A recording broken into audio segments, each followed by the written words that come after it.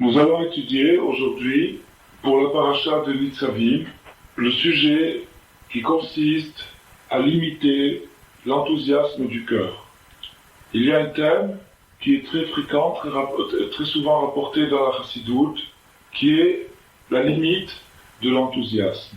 Contrairement à ce qu'on pourrait croire, on pourrait croire qu'il faudrait accentuer, exciter l'enthousiasme.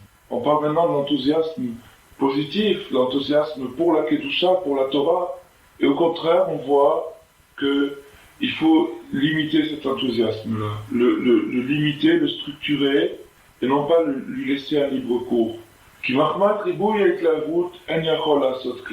Alors Rabbi Nathan nous dit pourquoi. Il y a une règle qui est constatable, on peut vérifier ça très très très souvent, que l'excès d'enthousiasme amène à l'opposé, c'est-à-dire ça amène à l'extinction, ça amène à rien faire du tout. L'excès d'enthousiasme, l'enthousiasme peut par exemple se situer au niveau de l'esprit, quelqu'un qui est enthousiaste dans son esprit, qui, lorsqu'il y réfléchit, lorsqu'il commence à réfléchir à ce qui s'appelle le bien, la perfection, son esprit commence à se chauffer et en se chauffant, il monte, jusqu'à ce qu'à un moment, il arrive à un degré très élevé. Et quand il arrive à ce degré très élevé, il voit la terre toute petite, il voit les choses toutes petites. Et du moment qu'il voit les choses tellement petites, il leur accorde plus aucune importance. Ça, c'est ce qui s'appelle l'excès d'enthousiasme. Alors, cet excès d'enthousiasme, il amène, placé dans la Torah, à une personne qui commence à réfléchir, à avoir des réflexions, des méditations morales ou spirituelles. Cette personne se met à réfléchir, et puis elle approfondit les choses à un tel degré qu'elle ne trouve plus de connexion, de rapport entre ces choses-là et la vie courante de tous les jours. Et ça, c'est absolument pas le sens de la Torah. Donc, puisque c'est pas le sens de la Torah elle est faite pour être un lien entre le ciel et la terre. Et donc, si quelqu'un place la Torah à un degré tellement perfectionniste, tellement théorique, tellement céleste, il a négligé l'aspect terrestre, et donc il n'a pas fait le lien, ce qui est le sens de tout le judaïsme, de toute la Torah. Donc, à cause de ça provenait de quoi? Ça provenait d'un trop grand enthousiasme. Alors cette idée-là, elle est contenue dans un verset qui se trouve dans la Sidra de cette semaine. Zeu lo b'shamayim hi les morts, mi yale lanu hashamayima vaikachena lanu. Alors le verset nous dit comme ça. Lo b'shamayim hi, elle n'est pas dans le ciel, qui est la Torah. Pour que tu dises, qui va monter pour nous dans le ciel et nous la ramener. Et Rashi nous explique, Sheilu haïta bashamayim, haïta tsarich la'alot acharya. Si, alors Rashi nous dit quelque chose de très très très surprenant. Maintenant on vient de dire que la Torah n'est pas dans le ciel, c'est-à-dire que c'est la Torah qui dit ça, la Torah elle-même dit à propos d'elle-même qu'elle n'est pas dans le ciel. Donc on ne peut pas avoir un meilleur témoignage. On ne peut pas avoir un meilleur témoignage que le témoignage de la Torah elle-même qui nous dit qu'elle n'est pas dans le ciel. Mais Rashi semble, pour ainsi dire, redresser l'idée que cette phrase a produit, la réaction que cette phrase a produit en nous quand on a entendu la phrase « Lo b'shamayim, la Torah n'est pas dans le ciel », or tout de suite on se dit « bon, alors elle est sur la terre ». Et Rashi, comme pour redresser cette idée-là, nous dit « si elle était dans le ciel, tu aurais dû monter la chercher ». Alors, de nouveau, le Rashi nous amène notre esprit dans l'autre extrême. C'est-à-dire qu'il y a peut-être une possibilité qu'elle soit dans le ciel. Et dans ce cas-là, il faudrait que j'aille la chercher. Mais si c'est le cas, alors pourquoi la Torah me dit qu'elle n'est pas dans le ciel? Et donc, pris entre le verset qui me dit que la Torah n'est pas dans le ciel, et le Rashi qui me dit que la Torah, que si elle était dans le ciel, il aurait fallu que j'aille la chercher, je ne sais plus quoi faire. Alors, Rabbi Nathan va nous expliquer. כי לפי ליבוי ההתלהבות של הלב שבוער מאוד להשם יתברך, parce que maintenant, compte tenu de l'excès d'enthousiasme du cœur qui brûle, qui se consume pour Dieu. Ad la Shamaï, jusqu'au ciel. C'est-à-dire que maintenant chacun possède en soi une étincelle de spiritualité. Et cette étincelle, lorsqu'elle commence à s'embraser, elle se met à chauffer, et en chauffant, elle monte, et donc elle peut brûler jusqu'au ciel. Alors quand quelqu'un commence à être pris par ce genre de sentiment, il commence par être embrasé par un amour pour Hachem, ça brûle en lui, et à ce moment-là, qu'est-ce qui se passe? Il brûle jusqu'au ciel. Alors à ce moment-là, tout ce qui peut se faire dans ce monde, toutes les actions concrètes, les mitzvot qu'il peut faire dans ce monde, ne lui suffisent plus. Il les trouve négligeables.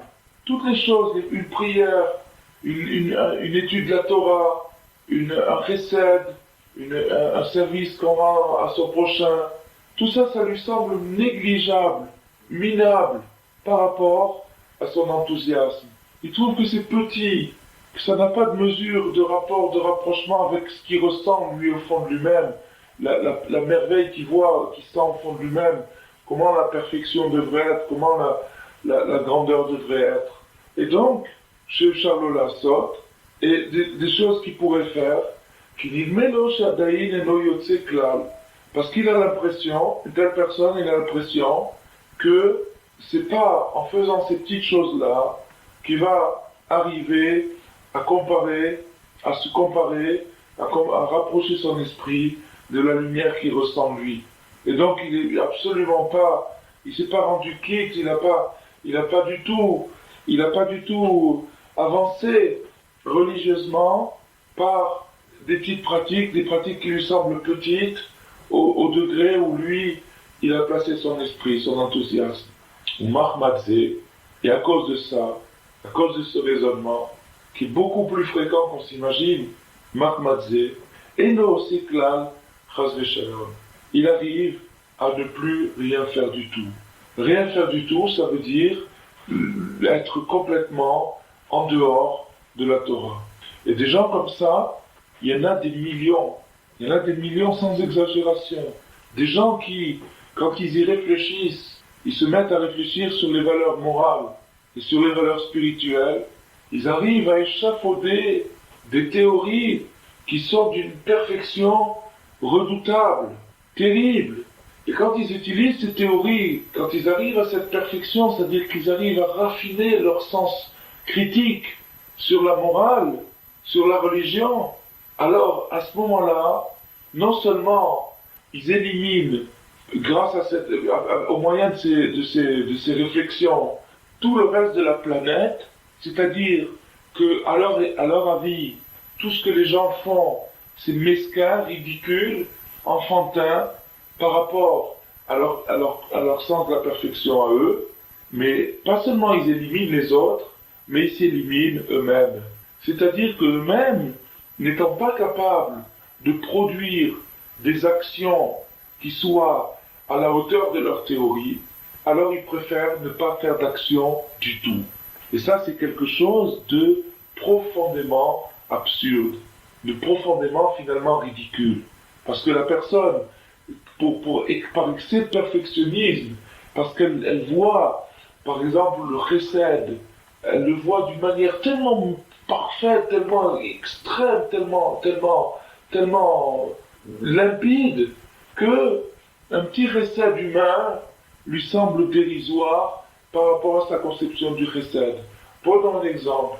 Par exemple, il y a une mitzvah immense qui n'a pas de limite, une mitzvah qui est très très très grande et qui apporte un énorme enrichissement à la personne qui l'a fait, c'est la mitzvah de visiter les malades, Bikur Cholim. Le Harizal, il explique que le mot cholé, qui veut dire un malade, la valeur numérique de ce mot, la valeur numérique du mot cholé, qui veut dire le malade en hébreu, la valeur numérique, Chet 8, Vav 6, 8 et 6, 14, Lamed 30 et 14, 44, et 5, le He, 5, ça fait 49. 49. La valeur numérique du malade, c'est 49. Le Harizal explique que lorsqu'on va visiter un malade, ce malade s'appelle malade parce qu'il est dans le degré de 49. 49, ça signifie les 49 portes de la Bina, de la sagesse. Mais ce sont des portes, c'est pas la sagesse elle-même. La sagesse elle-même se trouve dans la 50e porte.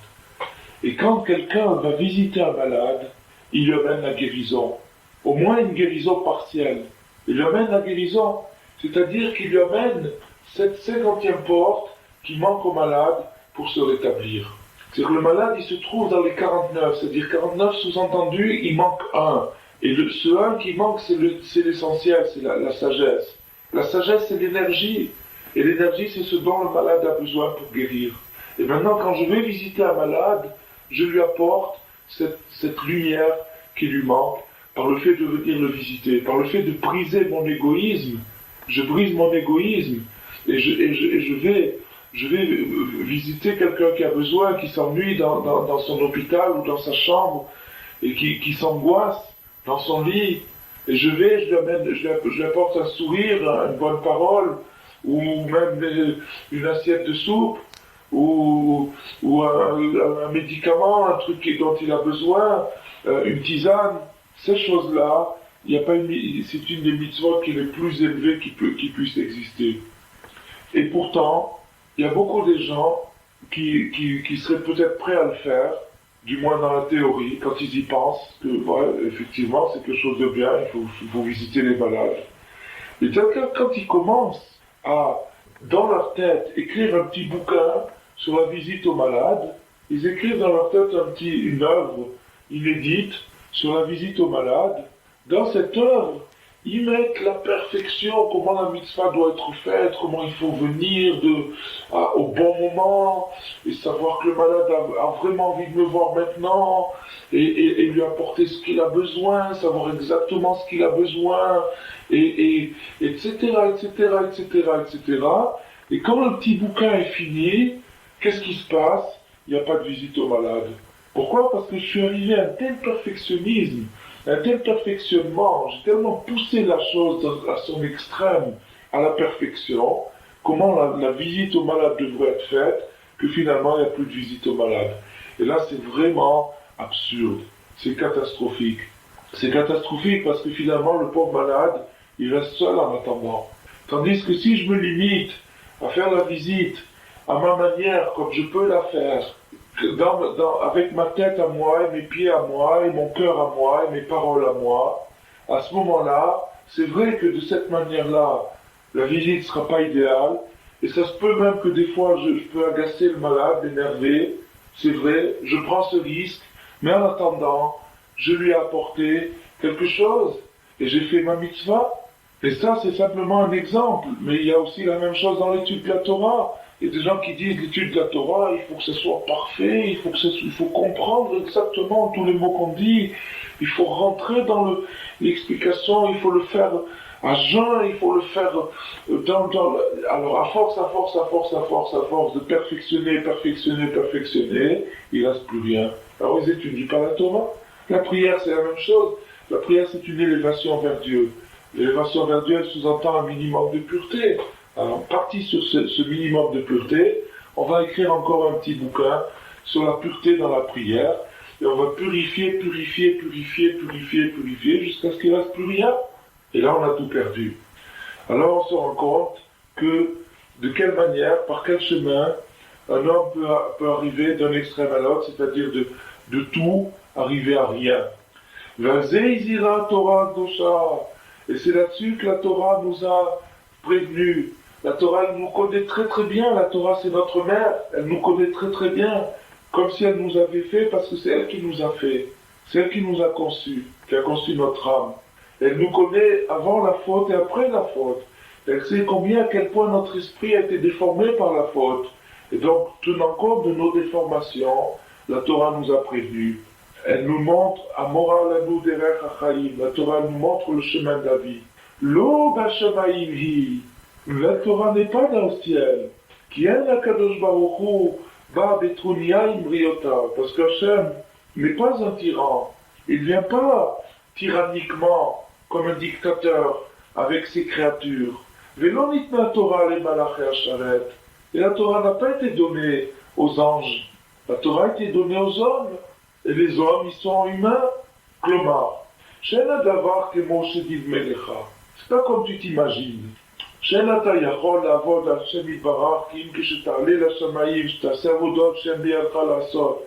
Ne t'imagine pas que le seul moyen d'être un juif, ça serait de faire des choses célestes, divines, des choses d'un degré idéal.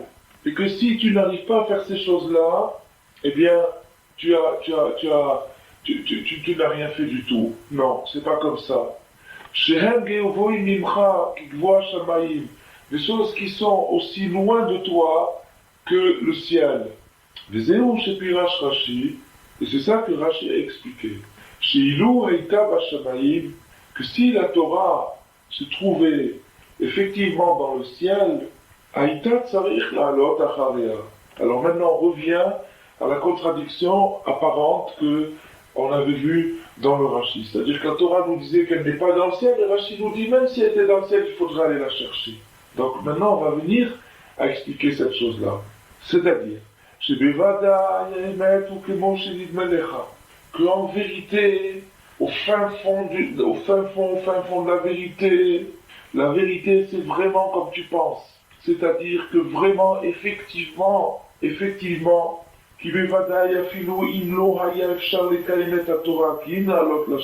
parce que si maintenant, il se présente une situation où le seul moyen d'être juif, le seul moyen de pratiquer la Torah, c'est la sot avodot gevoot, ça serait de faire quelque chose de dur.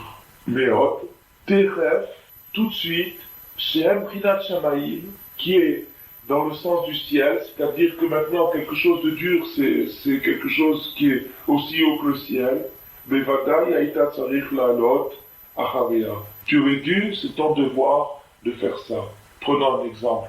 Par exemple, maintenant, quand on dit à quelqu'un de manger kasher, on lui dit lo bashamayim hi. La Torah n'est pas dans le ciel. La nourriture kasher, c'est pas quelque chose qui se trouve au fond du désert, qu'il faut aller la chercher là-bas, ou bien qu'il faut prendre un hélicoptère, ou qu'il faut prendre je sais pas quoi, ou des moyens surhumains, etc., etc. Non, c'est proche de toi. Tu peux, avec quelques efforts, arriver, des efforts qui sont à ta mesure, arriver à manger kasher. C'est pas quelque chose d'excessif, de démesuré, de loin au-dessus de la personne. C'est quelque chose de très très possible, de très tangible. Par contre, il peut arriver certains cas dans la vie d'un homme où effectivement manger kasher, ça se trouve dans le ciel. C'est-à-dire par exemple en temps de guerre ou bien en temps de voyage. Par exemple, quelqu'un est dans un voyage, il fait escale dans une ville. Il fait un voyage en avion, il fait escale dans une ville. Il se trouve dans cette ville pour 24 heures ou pour 12 heures. Et tout ce qu'il peut trouver, c'est des cacahuètes, et puis c'est tout, c'est son repas. Il ne peut pas trouver autre chose de kasher. Tout le reste, il trouve rien de kasher. Alors là, il est amené à une situation de shamaïm. Il est amené à une situation d'héroïsme, de dépassement. Et dans ce cas-là, il doit le faire. Il doit se dépasser, il doit monter dans le ciel. Dans ce cas-là, il faut qu'il se conduise comme un tzaddik. Il faut qu'il se conduise comme un tzaddik. Quand la situation se présente, où la Torah se trouve vraiment dans le ciel, c'est-à-dire hors de portée, il faut qu'il monte. Il faut qu'il se débrouille, et il peut. Parce que s'il est amené à cette situation, s'il est amené à cette épreuve, c'est pour une raison, c'est qu'en vérité, il en est capable. Il en est capable. Et donc Hachem l'a mis dans cette situation pour déclencher en lui des forces, pour lui faire voir à lui-même qu'il est capable aussi de passer 24 heures en mangeant une poignée de cacahuètes. Il en est capable. Même que c'est pas un jour de jeûne aujourd'hui, il jeûne quand même. Donc, et ça, bon, c'est un exemple, et il y a bien sûr beaucoup d'exemples dans ce genre-là, qui peut se produire des cas où la Torah soit dans le ciel, c'est-à-dire où il faille montrer un héroïsme, un dépassement exceptionnel. Et ça s'appelle le ciel. Alors maintenant Rabbi Nathan il nous dit, Shilu haïta bashamayim haïta tsarich la'alot acharea. Si la Torah se trouvait dans le ciel, tu aurais dû monter derrière elle. Shebevadai emet ukmo shenidme lecha. Parce qu'en vérité, dans la vérité ultime, au fin fond des choses, c'est toi qui as raison. En vérité, si tu es perfectionniste, si tu t'imagines que la Torah est dans le ciel, tu n'as pas tort. En vérité, il y a un côté comme ça. Et ce côté-là, c'est quoi? C'est qu'il peut se présenter des cas où la Torah se trouve dans le ciel, et tout de suite, quand ces cas se présentent là, il faut se montrer héroïque. C'est-à-dire, avoir le courage de faire ce qu'il faut faire.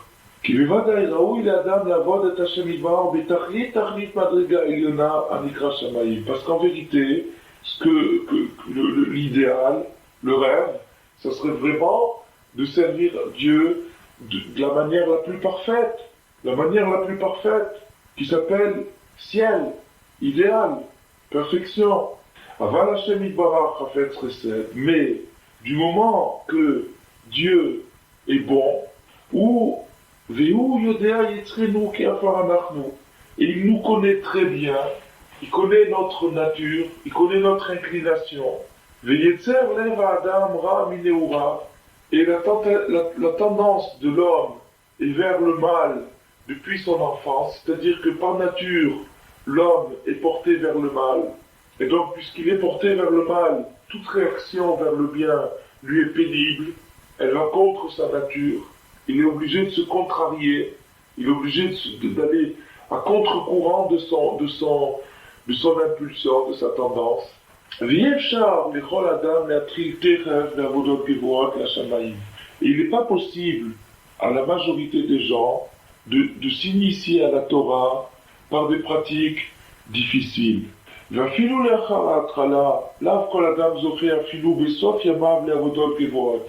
même une fois qu'on a débuté, après le début, le début c'est le début, puis après c'est plus le début, mais même quand la personne a déjà débuté, et qu'elle ça fait déjà 10 ou 15 ans ou 20 ans qu'elle est débutante, et malgré ça, il n'arrive pas toujours après ça à décoller.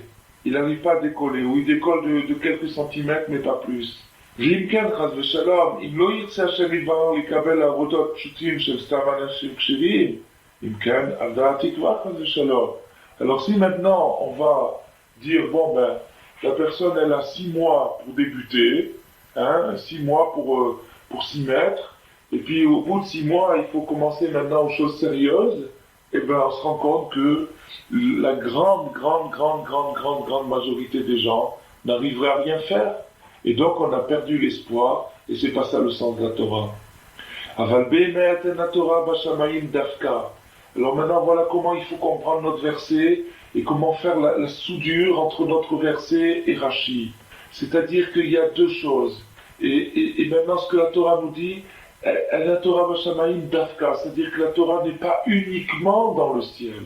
Quand il y a marqué Lo Bashamayim, elle n'est pas dans le ciel, c'est-à-dire elle n'est pas uniquement dans le ciel. De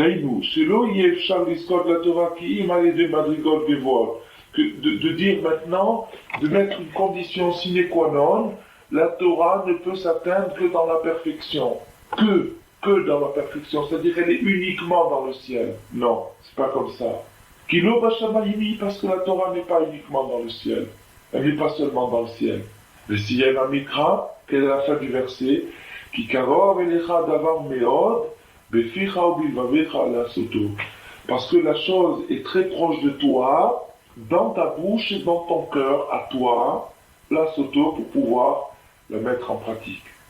Aïnou, c'est-à-dire, Dieu ne vient pas en dictateur sur ses créatures. Et Dieu ne demande pas à l'homme qui monte dans le ciel. Il n'exige pas de la personne qu'elle se dépasse constamment. Hachem n'exige pas de la personne un dépassement, un héroïsme. Hachem n'exige pas un héroïsme de la personne. Il n'exige pas. c'est-à-dire qu'il fasse uniquement, exclusivement, des choses très, très pures et très élevées. Hachem n'exige pas la pureté exclusive. Machem Bekoro Lasot, des choses qui sont au-dessus de nos moyens. Rak, Hachem Yitbarach Hafetz Me Adam Sheyaseh Ma Sheefshar Lo Lefi Madrigato. Mais qu'est-ce qu'il veut de nous, Hachem? Il veut de chacun de nous, et ça c'est valable pour tout le monde, sans exception, que chacun fasse ce qui lui est possible là où il se trouve maintenant. Que chacun fasse ce qui lui est possible là où il se trouve maintenant. C'est-à-dire dans sa situation, selon son état, selon sa nature, selon son éducation, selon sa préparation, selon son entourage, son contexte. Ça, c'est des choses dont il faut tenir compte pour doser l'enthousiasme. Veille-nous. Et l'enthousiasme, donc maintenant, c'est-à-dire que maintenant, quand la personne pense sur elle-même, maintenant, quand quelqu'un il s'engage dans une mitzvah, il commence à faire une mitzvah, on a pris tout à l'heure l'exemple du chesed, de faire une visite aux malades. On peut prendre d'autres exemples. Quand quelqu'un qui commence à étudier la Torah, ou bien qui commence à faire il des doutes, commence à faire un dialogue avec Hachem, alors immédiatement, quand il commence cette chose-là, il veut arriver tout de suite, au maximum. C'est-à-dire à la chose dans sa perfection, la chose idéale. Et comme on l'a vu tout à l'heure, en partant de ce pied-là, il arrive nulle part. Il se décourage, parce qu'il fait une comparaison, il voit bien que la théorie et la pratique sont à 5 millions d'années-lumière, entre ce qu'il s'imaginait, ce qu'il aurait souhaité et ce qu'il fait réellement, il y a des millions d'années-lumière. Alors ce pauvre bonhomme, il se décourage, il dit bon, j'y arriverai jamais, c'est pas la peine. Et il laisse tomber. Alors qu'en vérité, c'est pas ça qu'il faut faire. Il faut pas essayer de forcer la pratique au degré de la théorie qu'on s'est fabriquée. C'est pas ça qu'il faut faire. Et il faut pas non plus renoncer. Et c'est pour ça que Rachid nous dit que si elle était dans le ciel, il faudrait aller la chercher. C'est-à-dire que d'un côté, il faut pas exagérer la chose au point de ne plus la faire, et puis de l'autre côté, il ne faut pas non plus complètement dévitaliser la chose et dire bon, alors si elle n'est pas dans le ciel, elle est sur la terre, donc ça veut dire que je vais me laisser aller, je vais faire comme tout le monde, je vais faire n'importe quoi, et de cette façon, je n'aurai pas de reproche à me faire puisque la Torah n'est pas dans le ciel. Non, elle n'est pas dans le ciel, mais si elle était dans le ciel, il faudrait y aller. Ça veut dire quoi? Ça veut dire qu'au fin fond des choses, la Torah, c'est vraiment quelque chose de pur et d'absolu. Et la visite aux malades, elle doit se faire dans les conditions idéales. Et l'étude de la Torah dans les conditions idéales. Et la pratique du Shabbat dans les conditions idéales et précises, comme Dieu l'a voulu, etc., etc., etc. Mais, en attendant, il faut tenir compte du degré dans lequel on se trouve. En prenant un exemple, on vient de parler de la pratique du Shabbat. Prenons un exemple. Il y a dans les dynimes de Shabbat, dans les lois du Shabbat, le Shabbat c'est pour ainsi dire un appareil. Le Shabbat c'est un appareil purificateur. C'est-à-dire que c'est comme un bain. On rentre dans le Shabbat comme on rentre dans un bain. Et dans le Shabbat on se purifie. Et pour que le Shabbat il nous purifie, il faut qu'il soit observé de la manière la plus scrupuleuse possible. C'est-à-dire qu'il faut tenir compte de toutes les lois du Shabbat. Parce que les lois du Shabbat, c'est elles qui nous permettent d'avoir accès à la Kedusha, à la purification du jour, du Shabbat. Et si, Chas v'Shalom, on transgresse les lois du Shabbat, c'est autant de trous qu'on fait dans la coque du bateau. Une transgression de Shabbat, c'est un trou dans la coque du bateau. Il y a des gros trous, il y a des petits trous, il y a des trous minuscules. Il y a toutes sortes de transgressions du Shabbat. Maintenant, il y a dans les dynimes de Shabbat, par exemple, certaines lois sur les jouets qui concernent les jouets des enfants. Pour les jouets des enfants. C'est-à-dire qu'il y a certains jouets qui sont, surtout dans les jouets modernes aujourd'hui, avec des systèmes de sonores, et des systèmes visuels, et des trucs, et des constructions, etc., etc., etc. Il y a dans ces jouets-là des tas de problèmes qui se posent pour le Shabbat. C'est-à-dire que, bon, bien sûr qu'un adulte ne peut pas jouer avec ces jeux-là, certains de ces, de ces jouets le Shabbat, mais même pour un enfant, à cause de l'éducation qu'on doit donner à l'enfant, de l'entraînement qu'on doit lui donner dès son enfance, ça pose un problème. Mais de l'autre côté, si je prive l'enfant du jouet, qu'est-ce qu'il va faire l'enfant? Il va s'ennuyer, ou bien il va s'énerver, ou bien s'il est un petit peu plus âgé, il va vouloir traîner, aller se promener à droite ou à gauche, et donc je risque d'arriver à l'effet contraire. Je risque d'arriver à l'effet contraire, c'est-à-dire pour avoir voulu renforcer le Shabbat dans sa pratique, je vais arriver, Chas v'Shalom, à ce que l'enfant soit malheureux le Shabbat. Et dans le degré émotionnel, et dans le degré de raison, de maturité où se trouve l'enfant, cet ennui ou ce malheur qu'il va ressentir Shabbat va, Chas v'Shalom, déraciner son cœur de l'amour du Shabbat. Qu'est-ce que j'ai gagné avec ça? J'ai tout perdu. Donc il faut connaître, il faut bien connaître la halakha pour savoir qu'il y a dans certains cas une nécessité d'alléger les choses, sans transgresser, mais d'alléger. C'est-à-dire que là où il aurait été possible d'aggraver, c'est-à-dire de serrer la pratique, d'être plus strict, mais au contraire, c'est pas ça que je dois faire. Je ne dois pas être strict à ce moment-là, je dois au contraire être plus coulant. Alors ça, cette chose-là, c'est ce qu'on est en train d'étudier maintenant. C'est que bien dans l'idéal, je sais que l'esprit du Shabbat ne réside pas dans ce jouet. L'esprit du Shabbat ne réside pas dans ce jouet. C'est-à-dire que si l'enfant joue avec ce jouet, il va à l'encontre de l'esprit du Shabbat.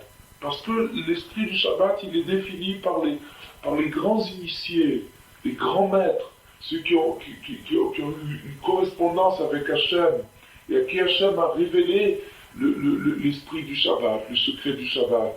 Et donc ce secret du Shabbat, c'est comme le secret, c'est une recette. Cette recette, elle a des ingrédients. Ces ingrédients, on ne peut pas mettre du sucre à la place du sel. Comme la recette a été donnée, avec les ingrédients, les épices qu'elle a été donnée, c'est comme ça que la recette réussit. Donc celui qui veut goûter un vrai Shabbat, il doit respecter la recette. Et des fois, compte tenu de la personne, compte tenu de la situation, compte tenu du cas précis, il faut être coulant. Des fois, dans certains cas.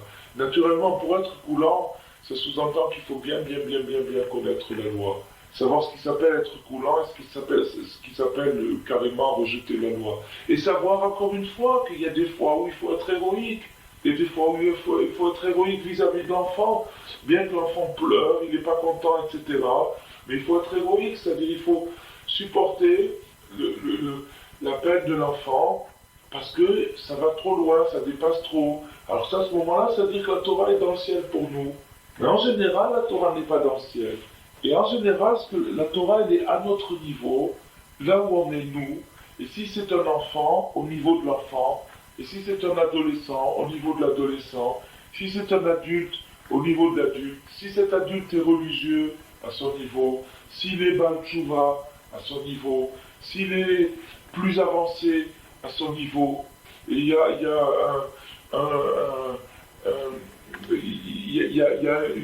une règle qui est la règle de se connaître, qui est l'essentiel. Dans la Chassidoute, c'est l'essentiel, c'est de se connaître, savoir qui on est. Il y a Éléazar qui a donné un machal, une parabole très très jolie. Il a dit, si quelqu'un est perdu dans une ville, par exemple au Japon, et dans cette ville, il n'arrive pas à lire les plaques qui ont marqué les plaques des rues, il n'arrive pas à lire les plaques, il est perdu à Tokyo, dans la banlieue de Tokyo, dans une rue, et tout ce il ne peut pas parler aux gens, les gens ne comprennent pas sa langue, et tout ce qu'il a pour se repérer, c'est une carte. Et cette carte, elle est imprimée en anglais, donc il arrive à lire les lettres, et sur cette carte, il y a la gare, l'aéroport, son hôtel, là où il est, etc. Est-ce qu'il peut arriver à la gare ou est-ce qu'il peut arriver à son hôtel avec la carte? Pas du tout. Il ne peut pas. Pourquoi il ne peut pas? Parce qu'il ne sait pas où il est. Si sur la carte il y a marqué vous êtes ici, comme il y a marqué sur les cartes murales qu'il y a dans les villes, alors s'il y a marqué vous êtes ici, du moment que je sais où je suis, j'ai le point de départ. À ce moment-là, je peux me situer par rapport à la gare, par rapport à l'hôtel, par rapport à l'aéroport. Mais si je ne sais pas où je suis, même si j'ai la carte sous les yeux, mais je ne sais pas le point de départ, je ne peux pas y arriver. Je peux arriver nulle part. Je peux que tourner en rond. Et c'est la même chose dans la Torah. La Torah, c'est une carte. La Torah, c'est la carte du monde. C'est la carte de tous les univers. Et tout est marqué, toutes les rues, etc. Mais le point de départ dans la Torah, c'est de savoir qui on est et de savoir où on est. Ça, c'est le point de départ. C'est-à-dire qu'il faut se connaître, il faut savoir qui on est. Et si maintenant, ma pratique de la Torah, j'ai la Torah sous les yeux, j'ai le Shulchan Aruch sous les yeux, j'ai la Chassidoute sous les yeux, j'ai tout ce qu'il faut, j'ai toute la Torah sous les yeux, mais je ne sais pas qui je suis, à ce moment-là, je risque gravement de tourner en rond. Je risque de tourner en rond. Je risque d'arriver dans des destinations qui ne sont pas du tout la bonne. Parce que je ne connaissais pas le point de départ. Le point de départ, c'est la situation de chacun. Alors, c'est ce que Rabbi Nathan nous dit. Alors maintenant, Rabbi Nathan nous dit, Mashem בכוחו לעשות, רק השם יתברך חפץ מאדם שיעשה מה שאפשר לו לפי מדרגתו, דהיינו שילך מדרגה לדרגה. C'est-à-dire que l'homme progresse de degré en degré. Il progresse de degré en degré. מבחינת סולם מוצב ארצה, וראשו מגיע השמיימה. Comme une échelle qui est plantée sur terre, et dont le sommet de l'échelle atteint le ciel. Voilà ce que c'est la Torah. Donc maintenant, on voit que le verset et le Rashi ne sont plus du tout en contradiction, au contraire. C'est une seule chose, seulement c'est des degrés différents. La Torah, dans l'absolu, elle est dans le ciel. La Torah, dans l'absolu, c'est quelque chose de parfait, d'idéal. Mais maintenant, la Torah, elle descend jusqu'à nous. Et elle descend jusqu'où? Jusqu'au degré de chacun. Il n'est pas plus bas que la terre. Donc si cette échelle qui est plantée dans le ciel, qui atteint le ciel, elle est plantée dans la terre, ça veut dire qu'elle descend jusqu'au degré le plus bas imaginable. C'est-à-dire jusqu'à la situation la plus dégradée, la situation la plus mauvaise, où une personne puisse se trouver. Il y a là-bas aussi la Torah. שצריכים ללך מדרגה לדרגה. נמצא שאין אדם צריך כי אם לעבוד את השם יתברך לפי מדרגתו. Et donc maintenant tout ce qu'on nous demande, la seule chose qu'on nous demande, c'est de servir Dieu à notre degré à nous. De servir Hachem là où on est, comme on est nous. Pas un personnage imaginaire, de s'imaginer comment on pourrait être, comment on devrait être, comment il faudrait qu'on soit, comment on aurait pu être si on ne nous avait pas empêché ou si on ne s'était pas empêché soi-même. Ça, c'est tout des fictions. C'est tout des fictions. À la limite, c'est des divagations. C'est-à-dire qu'il faut travailler doucement, petit à petit.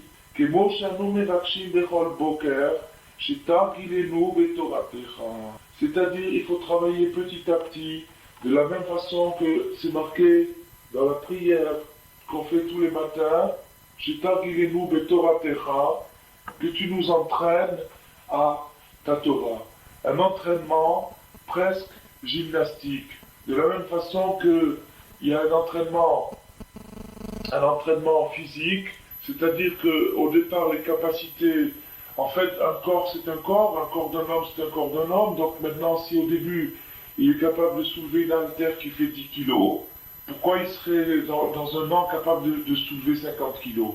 La raison c'est très simple, c'est parce que ses forces ne sont pas encore développées. Elles existent en puissance, virtuellement il a des forces, mais elles ne sont pas développées. Et par la gymnastique, il va développer les forces. Petit à petit, il va s'apprendre à faire plus, un petit peu plus, et un petit peu plus, et un petit peu plus, jusqu'à ce qu'il arrive à soulever 50 kilos et 100 kilos. La même chose des rochniyout, il y a aussi des muscles, il y a aussi des membres. Et donc, au début, il faut commencer par des petits poids, des petites haltères, et à force, et le faire régulièrement. Et seulement la personne qui se dit, ah non, moi je veux 250 kilos au départ, ou zéro. Voilà, donc on retombe dans l'absurdité dont on avait parlé. Et au contraire, dans le Sidour, on demande tous les matins, chez Targilenu Betoratecha, entraîne-nous comme une gymnastique, un targil, un exercice. Exerce-nous, entraîne-nous dans ta Torah. שתבינו דייקה, נמצא שאין האדם צריך כי אם להתקרב ולעלות למדרגה הקרובה אליו מאוד. Et donc tout ce qu'on demande d'un homme, c'est uniquement qu'il monte au degré immédiat, au degré prochain. Le prochain degré, il est maintenant dans un degré, et il y a un prochain degré, un degré plus haut que lui. C'est là où il faut monter, c'est ça qu'il faut voir. Dans Mishneh, dans le livre des Proverbes de Shlomo Ameler, Shlomo il a dit Ene Kessil Besof Haolam. Les yeux du sot sont au bout du monde. Le sot, l'idiot, il voit au bout du monde, c'est-à-dire qu'il idéalise, il fantasme, il crée un mythe de la perfection, et puis sur ce mythe-là, il bâtit toute sa construction, il se dit c'est comme ça qu'il faut être, et puisque je ne peux pas être comme ça, alors je vais être zéro. Voilà ce que c'est que l'absurde. Alors qu'en vérité, c'est pas ça du tout qu'il faut faire, au contraire, ce qui est à portée de ma main. Il y a un degré à portée de ma main, il y a une chose, chacun, sans exception, chacun il a quelque chose qui peut améliorer, quelque chose d'immédiat. Et cette chose qui est immédiate, qui est à la portée de sa main, ça représente que 500 grammes de plus que ce qu'il a porté jusqu'à présent. Jusqu'à présent, il a porté les 3 kg 750, et bien maintenant, c'est 500 grammes de plus. Tu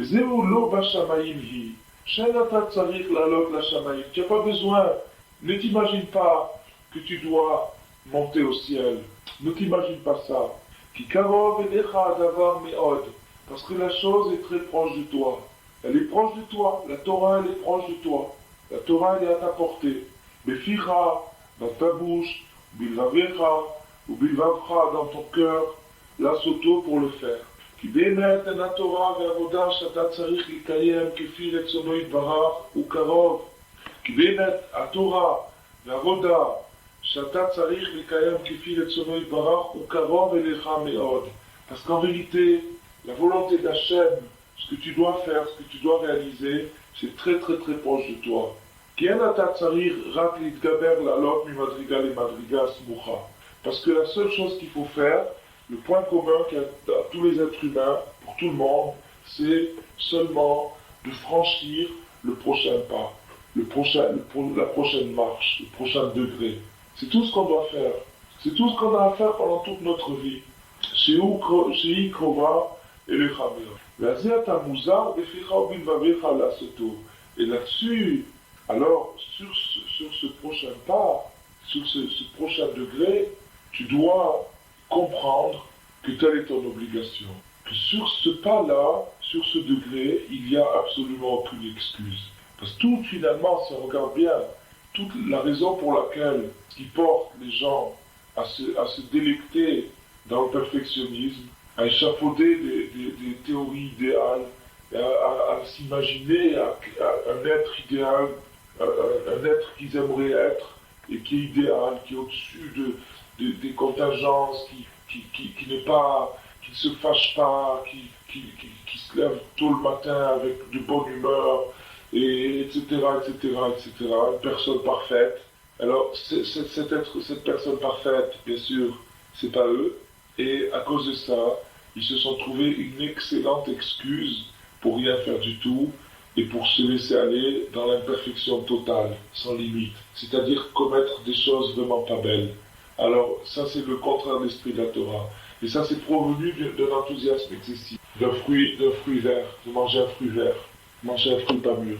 C'est-à-dire que la personne elle a voulu croquer un fruit qui se trouve hors de sa portée, et alors finalement c'est comme la fable du renard et des raisins, il a vu qu'il voulait manger des raisins, après il a prétendu qu'ils étaient trop verts. Puisqu'il ne pouvait pas les atteindre, il a prétendu qu'ils étaient trop verts. Alors c'est pas ça qu'il faut faire. La Torah nous dit, la Torah elle est à notre portée. Et l'idéal, la perfection, Hachem il n'attend pas de nous. Il ne nous a pas demandé l'idéal, la perfection. Mais le prochain pas, ça il attend de nous. Et ce prochain pas qu'il attend de nous, il n'y a aucune excuse. Il n'y a pas d'excuse. Il n'y a pas d'excuse puisque c'est à notre portée. Si c'était hors de portée, il y aurait une excuse. Puisque c'est à notre portée, il n'y a pas d'excuse. Et une personne qui prend ce chemin-là, naturellement, quand on prend ce chemin, c'est moins flatteur, c'est moins engageant, c'est moins sympathique que de s'envoler directement en fusée. Mais seulement, c'est ça la vérité, c'est ça la réalité. Et c'est ça ce qui s'appelle tikkun. Tikkun, c'est le émettre. Tikkun, la notion de tikkun, la notion de réparation. Jacob, c'est Jacob qui a vu cette échelle. Jacob, il a vu l'échelle. C'est lui qui a vu le songe de l'échelle. L'échelle qui est plantée sur terre et qui touche le ciel. Cette image d'une échelle qui touche le ciel et qui est plantée sur terre, c'est l'image de la réparation, l'image du tikkun. C'est-à-dire l'image d'une progression graduelle et non pas excessive. Tandis que Esav, le contraire de Yaakov, l'anti-Yaakov, qui est d'ailleurs un antisémite, cet anti-Yaakov, lui, il est contre le tikkun, il est contre la modération. Et lui, pour lui, il faut prélever le maaser sur du sel, c'est-à-dire aller dans une religion excessive, aller dans quelque chose d'absolu. Et c'est pour ça qu'on rencontre dans les religions occidentales, notamment, une grande séparation entre l'homme religieux et l'homme du peuple. Parce qu'il n'est pas concevable, la modération n'est pas concevable. Il n'est pas possible d'avoir un état religieux ordinaire. C'est-à-dire que dans la mentalité des saves, dans la mentalité des saves, il faut ou bien monter dans le ciel, ou bien s'enfoncer dans la terre. Et très très souvent, on voit que ceux qui veulent monter dans le ciel sont en vérité dans la boue. Parce qu'en vérité, on ne peut pas monter dans le ciel d'un seul coup. Même les tzadikim, la plus forte raison des gens qui sont loin d'être des tzadikim, ne peuvent pas monter dans le ciel d'un seul coup. Donc automatiquement, puisqu'ils ne peuvent pas monter dans le ciel, ils tombent dans la terre, ils tombent dans la boue. Et ça, c'est la mentalité des sages.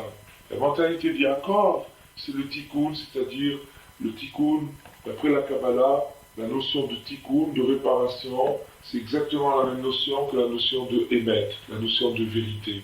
Et la notion de vérité, c'est quelque chose de vrai, quelque chose de réel, qui tient compte de la réalité, quelque chose qui n'est pas échafaudé ou fantasmagorique, ou quelque chose de vrai, quelque chose de sain, quelque chose de propre. Et chacun, il a dans sa vie quelque chose, il sait où il est sur tel degré, sur chaque mida, sur chaque trait de son caractère, il sait où il se trouve. Il doit savoir ça, c'est la première chose. Et s'il ne le sait pas, il faut qu'il fasse des doutes. Il faut qu'il fasse beaucoup de doutes, qu'il prie, qu'il demande à Hachem, qu'il se juge lui-même, qu'il s'analyse, qu'il se teste, qu'il voit où il est. Quand il sait où il est, il sait qu'il y a quelque chose qui peut améliorer, qu'il y a un degré. Il faut monter, mais monter d'un degré à la fois. Ça s'appelle le véritable tikkun.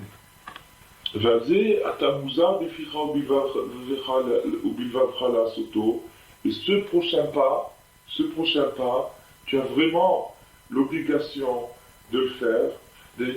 Alors qu'est-ce que ça veut dire maintenant? Pourquoi la Torah, quand elle a voulu nous souligner notre obligation de faire le prochain pas, elle a employé la notion de bouche et de cœur? Pourquoi elle a qu'à dire elle est raméode, c'est très proche de toi. Pourquoi dans ton cœur, pourquoi dans ta bouche et dans ton cœur? Rabbi Nathan nous explique, Daïno, à l'aider d'Ibouret Torah ou Tfila, Shem et Karim Ramimut Alev. Alors maintenant, Rabbi Nathan, il nous donne le secret. On a dit maintenant qu'il y avait un enthousiasme excessif. Et on parle maintenant d'enthousiasme religieux. C'est-à-dire qu'il y a une manière excessive d'être religieux pour chacun. Quelle est cette manière excessive? C'est de viser trop haut. Maintenant, donc, il y a une manière excessive de voir les choses. Et cette manière excessive nous amène à idéaliser la pratique, à la placer beaucoup plus haut que ce qui est hors d'atteinte, beaucoup plus haut que ce qu'on peut atteindre. Et de cette façon, à s'en débarrasser complètement. Et entre parenthèses, les gens qui font ça sont extrêmement malheureux en eux-mêmes. Parce que finalement, malgré qu'ils se soient débarrassés complètement du peu qu'ils auraient pu faire dans l'immédiat, parce que ce peu par rapport à l'idéal était minable à leurs yeux, mais ils n'en sont pas quittes pour autant. Il y avait une fois une histoire qui s'est passée avec le Gaon de Vilna. Le Gaon de Vilna est passé dans la rue à Vilna, et il a vu un bonhomme, un juif, qui avait la tête découverte, qui et qui est apparemment pas religieux du tout, et qui mangeait, qui a mangé un fruit, qui a mangé une pomme, qui a croqué à pleines dents dans une pomme sans faire la bénédiction. Alors le Gaon de Vilna s'est approché gentiment de cet homme et lui a dit, tu sais que il faut faire, quand on mange un fruit, il faut faire une bénédiction avant de manger le fruit. C'est ça qu'Hachem nous a demandé. Alors l'homme s'est esclaffé, il a dit, mais monsieur le rabbin, mais vous voyez pas que je suis pas religieux du tout, je suis même converti, je me considère pas comme juif, j'ai tout rejeté. Alors le Gaon de Vilna lui a dit, que tu sois qui tu sois, tu dois quand même faire ta bracha. Et à ce moment-là, cet homme a fondu en larmes, et il a fait sa bracha, il est devenu un Baal Tshuva.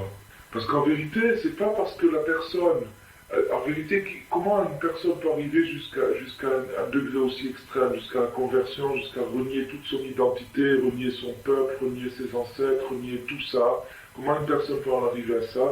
Très très souvent, parce qu'il a placé trop haut l'idéal. Très très souvent. Qu'au départ, dans son enfance ou dans son adolescence, il a placé l'idéal très très très haut. Il a vu qu'il n'y avait personne qui atteignait cet idéal. Il a regardé les gens qui étaient religieux, il a vu qu'ils étaient loin du compte, qu'ils n'arrivaient pas à cet idéal. Et à cause de ça, il s'est découragé, il s'est dégoûté. Il y a renoncé complètement. Et de fil en aiguille, il est arrivé là où il est arrivé. Mais là où il est arrivé, il n'est toujours pas quitte. Il n'a toujours pas fait son devoir. Et la petite bracha qu'il doit faire sur une pomme, il doit la faire encore là où il se trouve maintenant. Alors c'est ça l'Énia. Donc maintenant, Rabbi Nathan nous a expliqué que par trop d'enthousiasme, on arrive tout à fait à l'effet contraire. Mais maintenant, il faut savoir de quelle manière, comment faire pour réduire cet enthousiasme. Parce que finalement, c'est quelque chose qu'on a en nous. On a quelque chose en nous. Et en vérité, Rabbi Nathan n'a pas dit, Chasvé Shalom, qu'il faut éteindre cet enthousiasme. Il n'a pas dit qu'il fallait être froid, ou enlever les nerfs, ou devenir complètement amorphe. Pas du tout, il n'a pas dit ça du tout. Il a dit qu'il fallait le limiter, le mesurer, le doser. Alors maintenant, comment est-ce qu'on arrive à doser l'enthousiasme? Comment on arrive à mesurer l'enthousiasme, c'est-à-dire le mesurer à ma mesure, à moi, c'est-à-dire à mettre le numéro qui convient à mon degré où je suis moi-même. Alors Rabbi Nathalie nous dit, ça on l'apprend dans la fin du verset qu'on est en train d'étudier. Parce que la fin du verset nous dit, Befira bilvavra lasot, dans ta bouche et dans ton cœur. Ça veut dire quoi? Aliédé dibouré Torah ou Tfila. Shehem mekarerim chaminut alev mishne abrinot. Les paroles de la Torah et de la prière, c'est-à-dire l'étude de la Torah avec la bouche. C'est très très important, marqué dans Mishneh ki chaim hem les motzayem. La Torah est une vie pour celui qui la trouve, et les sages, les chachamim ont expliqué les motzayem bépé, c'est-à-dire le mot trouver en hébreu il veut dire trouver et il veut dire sortir, extraire.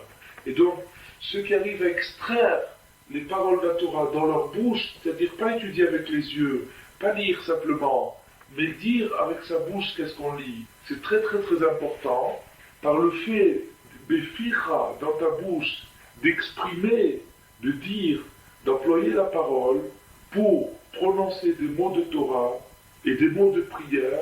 Par ces mots-là, par ces paroles qu'on dit, c'est de cette façon-là qu'on rafraîchit l'ardeur de notre cœur, des deux sortes de chaleur qui existent, c'est-à-dire la chaleur négative, celle qui nous amène vers les passions, vers le mal, et la chaleur positive, celle qui veut nous faire brûler trop fort, trop vite, et nous faire atteindre des degrés qu'on ne peut pas atteindre. Chalier d'aisé, et de cette façon, Zochim Lasot Ulkayem et Kol la Torah, parce que de cette façon, on arrivera à pratiquer, à mettre en pratique toute la Torah, de cette façon, c'est-à-dire par la températion que va faire les mots de la Torah vont tempérer notre ardeur dans les deux sens. Ils vont refroidir, rafraîchir notre cœur des deux sortes d'ardeur que l'on peut ressentir.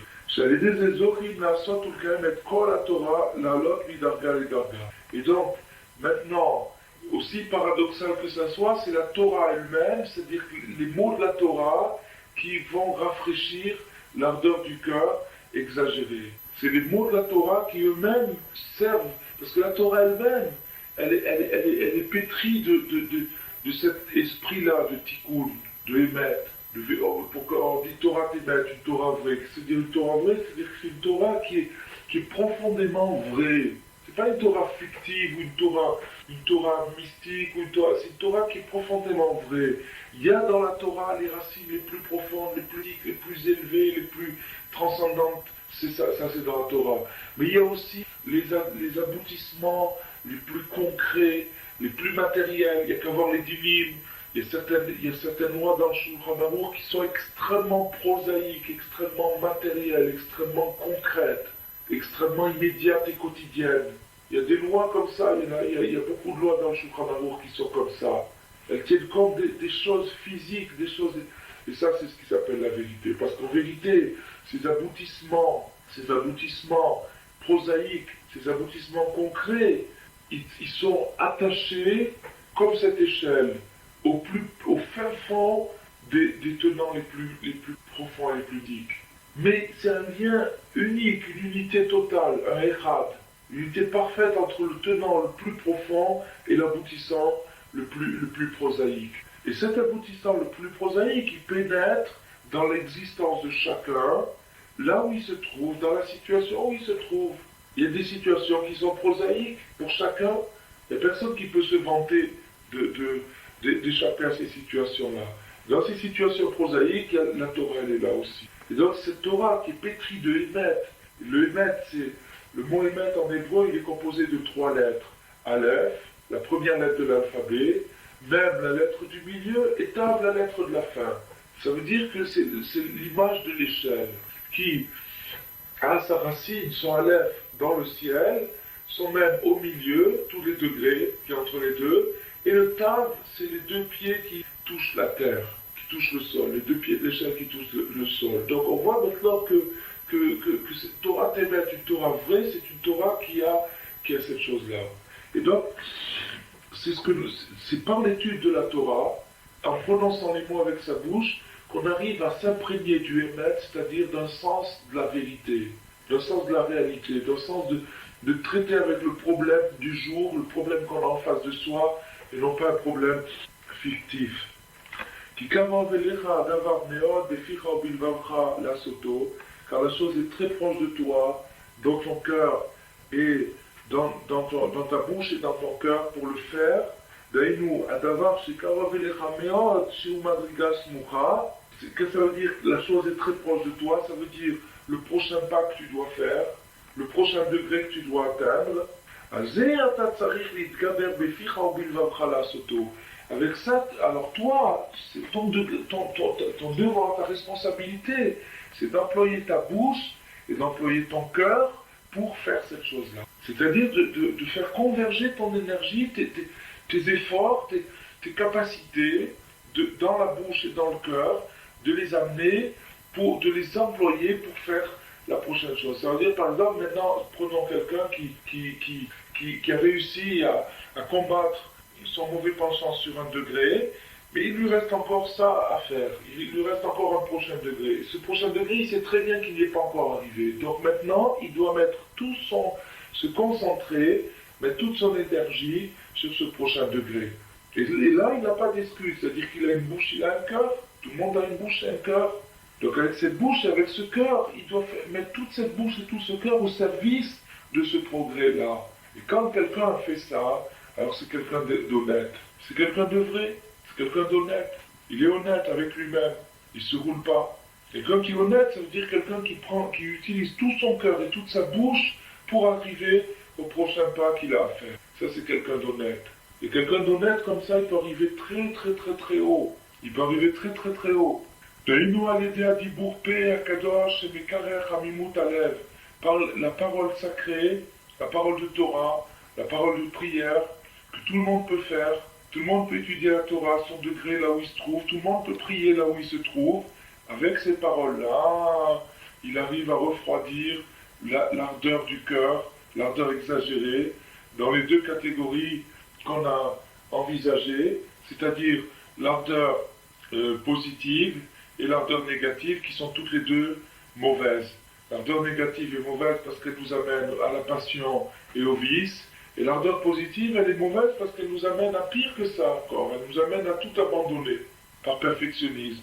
J'allais désé, et quand on a pris cette mentalité, Zorim, la lot, midarga et darga, on arrive à progresser de degré en degré, velasot et kol divrei à Torah azot, et arriver un jour à pratiquer toute la Torah entière, c'est-à-dire ce qu'on a dit tout à l'heure, arriver à la perfection, Amen, Amen.